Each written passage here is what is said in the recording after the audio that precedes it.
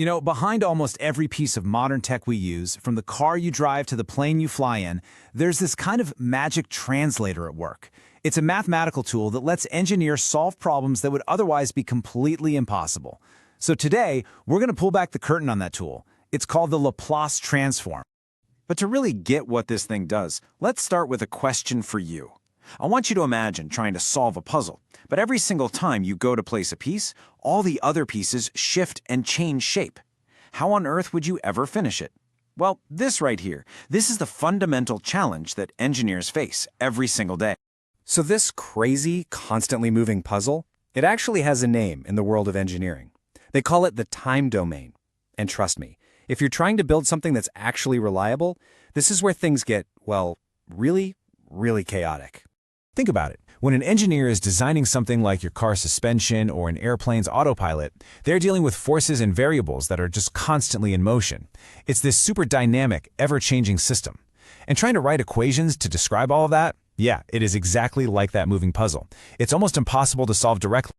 So, how in the world do they do it? Well, here's the secret. They don't actually solve the moving puzzle. Nope. Instead, they use a cheat code. A brilliant mathematical shortcut that, for all intents and purposes, just freezes the puzzle in place. And that is the Laplace Transform. Okay, so what does it do? In a nutshell, the Laplace Transform takes all that messy, complicated calculus, the language of things that are always changing, and it translates it into simple, clean algebra. It's basically a problem simplifier. It turns the impossible into something totally manageable. And, look at this. The difference is just stunning. Before, you've got these complex differential equations that describe chaotic, moving systems. And then after, simple algebra, multiplication and division.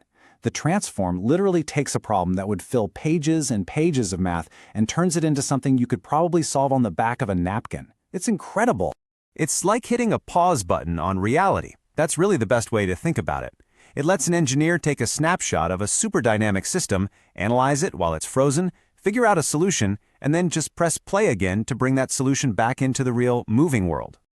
Okay, I know this might still sound a little out there, a bit abstract. So let's try an analogy to make this totally crystal clear. Honestly, this is my absolute favorite way to think about it. All right, imagine this. Your teacher gives you a poem, it's written in ancient Latin, and they want you to analyze its rhyme scheme and meaning. There's just one tiny problem. You don't speak a single word of Latin.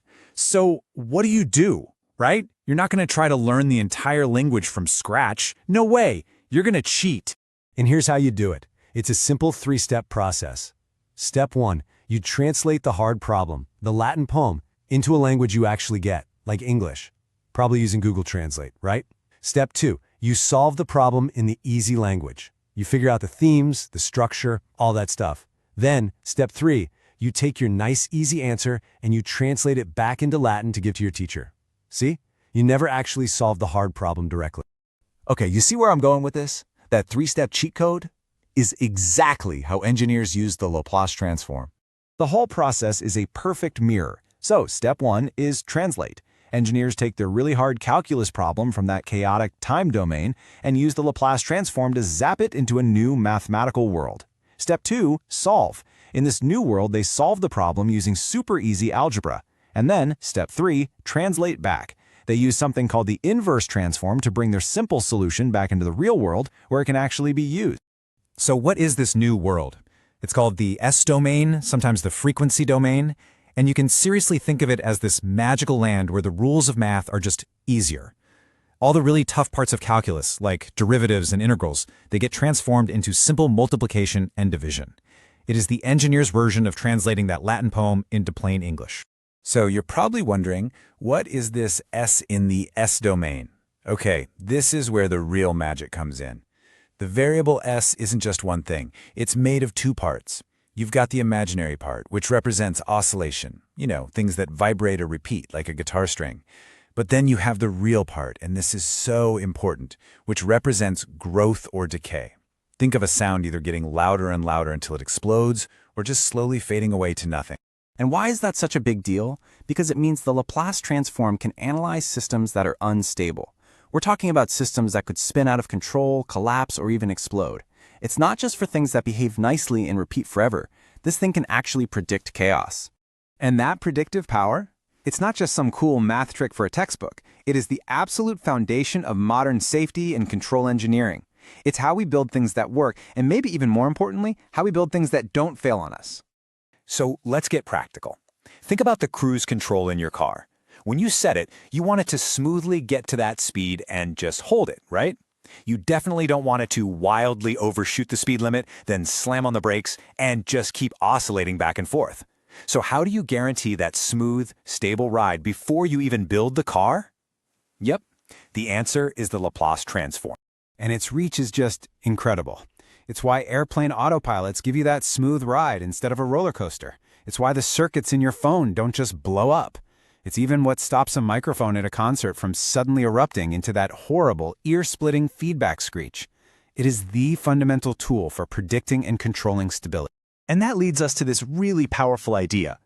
Just by looking at the equations in that simple, easy S domain, an engineer can literally see the points where a system might become unstable, where it's going to fail. They can spot a fatal flaw in a bridge design that would cause it to collapse, all without ever having to pour concrete or lay a single piece of steel. It's like seeing the future. So when you boil it all down, this isn't just about math. It's about a fundamental strategy for solving any hard problem. Find a way to translate it into an easier one first. And you know, it really makes you wonder, what other magic translators like this are out there, just waiting to be discovered?